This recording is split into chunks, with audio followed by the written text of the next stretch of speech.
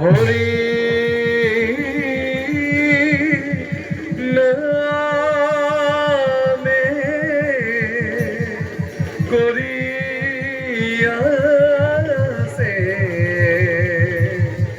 জগত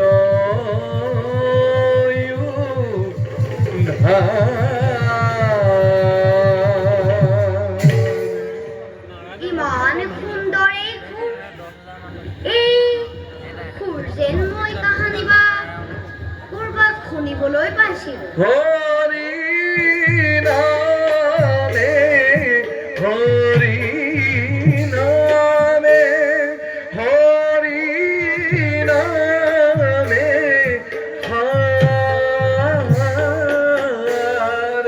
হৰি নামে কৰিয়াছে জগত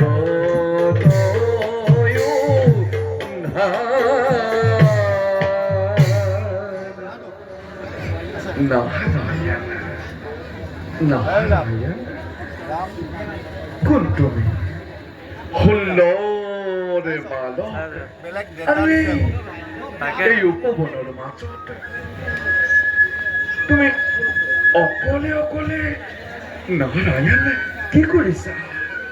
মই দৈত্যৰাজ হিৰণ্যকশিপুৰৰ পুত্ৰ।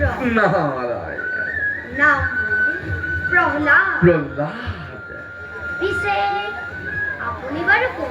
আমি আপোনাৰ মুখৰ গীতবিলাক শুনোৰে ইমান ভাল লাগে। নাৰায়ণ মোক বাৰু গীত গাবলৈ শিকাবনে? বাছা প্ৰহ্লাদ দেৱ, গীত গাই ঘূৰি ফুৰে আমাৰ দৰে সন্যাসী ফকীৰবিলাকেহে। চোৱাচোন তুমি মোলৈ যাৰ পিন্ধিবলৈ বস্ত্ৰ নাই আৰু খাবলৈ যাৰ এমুঠি অন্নৰ অভাৱ, তেনে লোকেহে হৰিৰ গুণানুকীৰ্তন কৰি ভাল পায়। কিন্তু তেনেস্থলত তুমি হলা ত্ৰিভুৱন বিজয়ী দৈত্যৰাজ হিৰণ্যকশিপুৰৰ পুত্ৰ। তোমাৰ আকৌ হৰি কীৰ্তন কৰাৰ আৱশ্যক ক'ত প্ৰহ্লাদ? নাৰায়ণ ৰজাৰ ল'ৰা হ'লে হৰি কীৰ্তন কৰিলে বেয়া বুলি আপোনাক কোনে ক'লে? নাৰায়ণ ৰজাৰ ল'ৰা হ'লে হৰি কীৰ্তন কৰিব পাৰে, একেবাৰে সঁচা কথা। কিন্তু কি জানা, তোমাৰ পিতৃ হৰিৰ প্ৰধান শত্ৰু। গতিকে তোমাৰ পিতৃয়ে হৰি কীৰ্তন কৰিছে বুলি গম পালে খং কৰিব নহয়। মোৰ পিতৃয়ে শ্ৰীহৰিক শত্ৰু বুলি ভাবিছে কি? নাৰায়ণ তেওঁকো জানো একেজন ঈশ্বৰে স্বজন কৰা নাই? কৰিছে প্ৰহ্লাদ, তেওঁকো সেই একেজন ঈশ্বৰে স্বজন কৰিছে। কিন্তু তোমাৰ পিতৃয়ে সেই কথা কদাপি নলয় মানে। আনকি সেই কথা শুনিলে তেওঁ খঙত একেবাৰে উন্মাদ হৈ অঘটন ঘটাব পাৰে। প্ৰহ্লাদ তাৰ বাবে আপুনি চিন্তা নকৰিব। প্ৰহ্লাদ মই মোৰ পিতৃক সেই কথা কওঁ। নাৰায়ণ তেওঁ মোৰ কথা নিশ্চয় শুনিব। প্ৰহ্লাদ কাৰণ তেওঁ মোক বৰ মৰম কৰে। নাৰায়ণ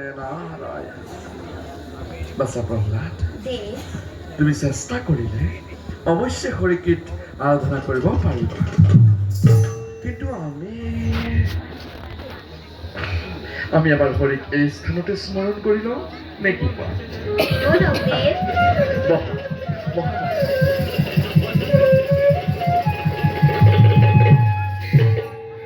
বাছা প্ৰহ্লাদ, দেৱ, তোমাৰ শুদ্ধ মন শুদ্ধ চিত এক কৰি দেৱ নাৰায়ণৰ শ্ৰী চৰণত অৰ্পণ কৰা, আৰু তেওঁ যেতিয়া তুষ্ট হ'ব তেতিয়া তোমাক সাক্ষাৎ কৰিব। প্ৰহ্লাদ, এতিয়া তুমি একান্ত চিত্তে স্মৰণ কৰাচোন। ওম নমো ভগৱতে বাসুদেবায়। ওম নমো ভগৱতে বাসুদেৱায়। বাছা প্ৰহ্লাদ, দেৱ তুমি বাৰু শংখ চক্ৰ গদা পদ্মধাৰী নাৰায়ণক সাক্ষাৎ কৰিব পাৰিছানে? নাই পৰা দেৱ। তেন্তে তুমি পুনৰ একান্ত চিত্তে স্মৰণ কৰা। ওম নমো ভগৱতে বাসুদেৱায়। ওম নমো ভগৱতে বাসুদেৱায়। হোৱা আছে বাছা প্ৰহ্লাদ, তোমাৰ সন্মুখত শংখ চক্ৰ গদা পদ্মধাৰী দেৱ নাৰায়ণ। চোৱা চোৱা প্ৰহ্লাদ, তোমাৰ সন্মুখত শংখ চক্ৰ গদা পদ্মধাৰী দেৱ নাৰায়ণ।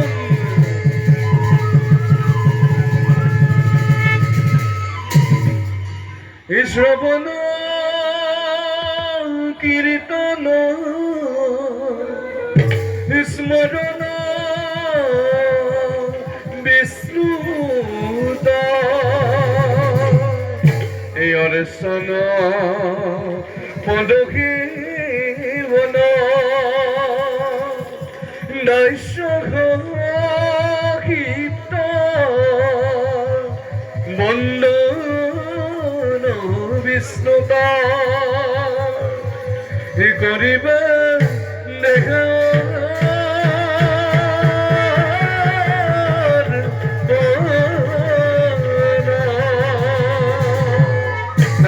নাৰায়ণ নাৰায়ণ।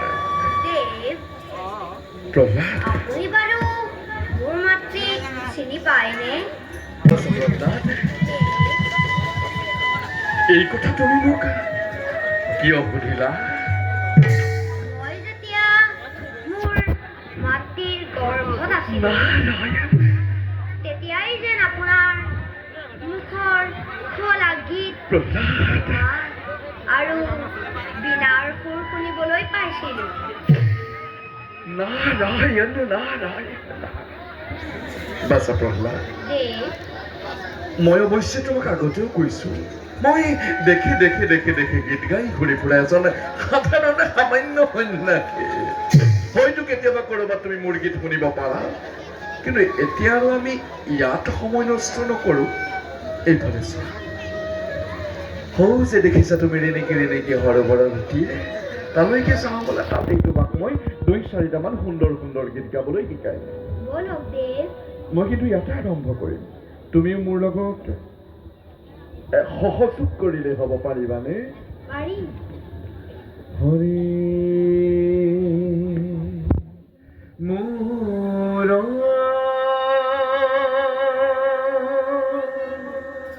হৰি মোৰ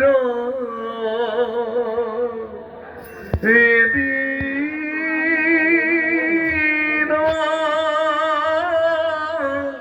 দয়াল কে জানিতে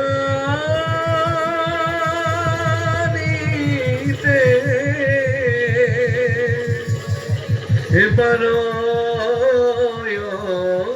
তোমার ঠাকুরালা। বলা প্রহ্লাদ, হরি মোর হরি মোর এদিন দয়াল কে জানিতে পারয় তোমার ঠাকুরালা। কে জানিতে